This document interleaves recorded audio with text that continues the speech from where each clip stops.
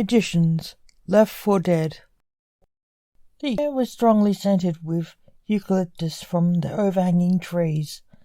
It blew in the face of Dr. Blake Alexander as he cycled down a mountain forest road somewhere in the Dandenong Ranges, enjoying the day. It was magical in the forest. The breeze was invigorating and highly scented. The sun illuminated the forest in patches, looking breathtaking, and the roadside was lush with grass and trees and brush. Blake was enchanted by this place every time he saw it. He barely noticed, but he did notice, the black four-wheel drive swerving towards him and knocking him off his bike and the road and over a ridge and back up and squeal away, leaving him for dead. Blake fell, tumbling down, hitting his head badly on a rock and knocking himself out. He was mortally injured and would die.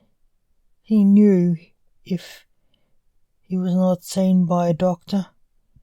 He knew it would be most unlikely that he would be found alive. He died alone, unseen in the forest. Lancelot, oh, for God's sake, boy, wake up. His son heard as he woke up, violently, as a grim reaper shook him awake in his home.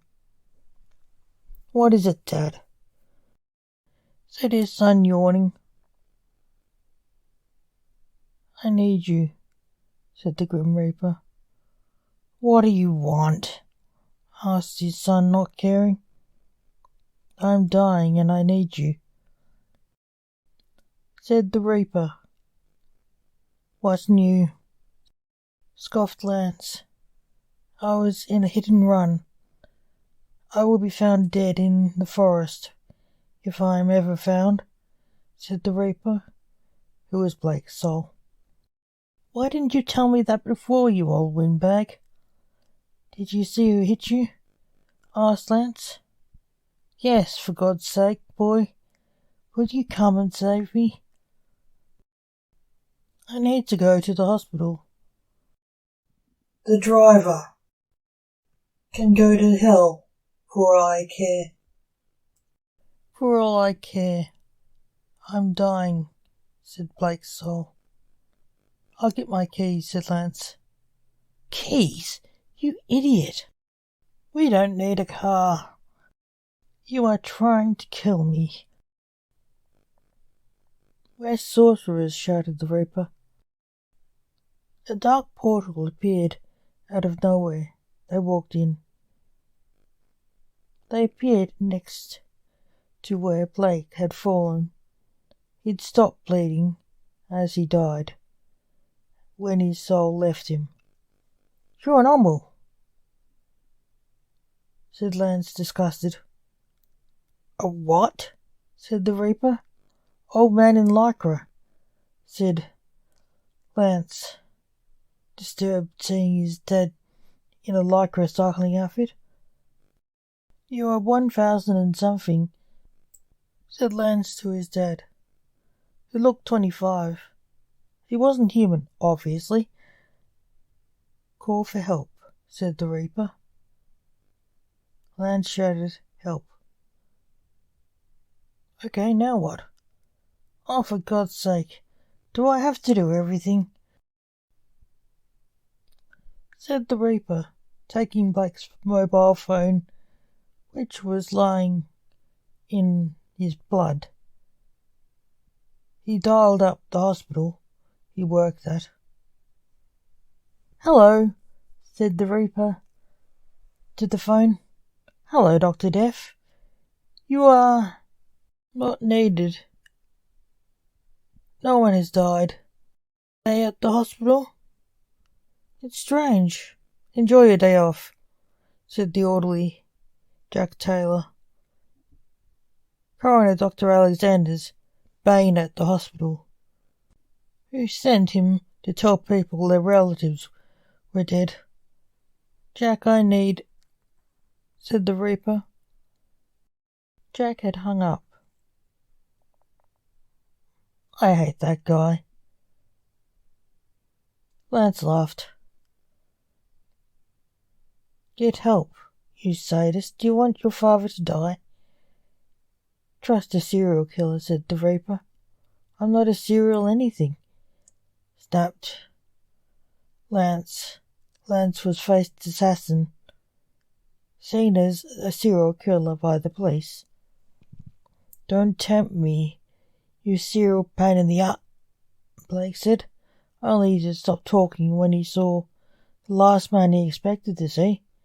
Dante, said the Reaper, seeing his assistant, Dr. Dante Drax, holding a medical kit.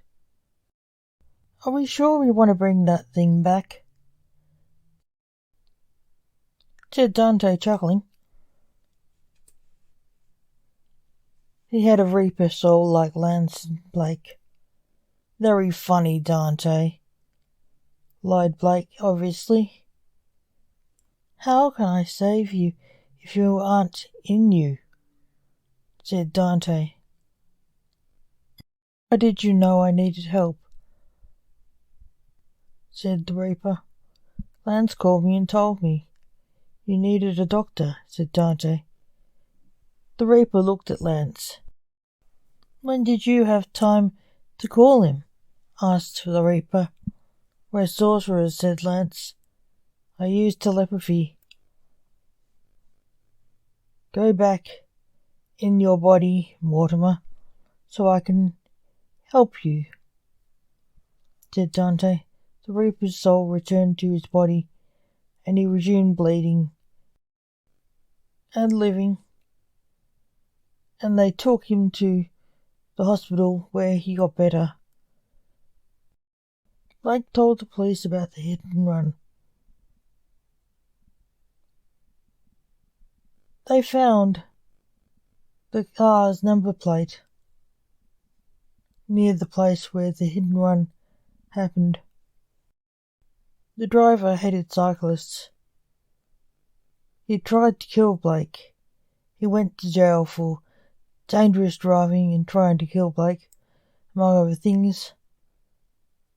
And that was not for long, as Blake's friends and family thought he should have been locked up for.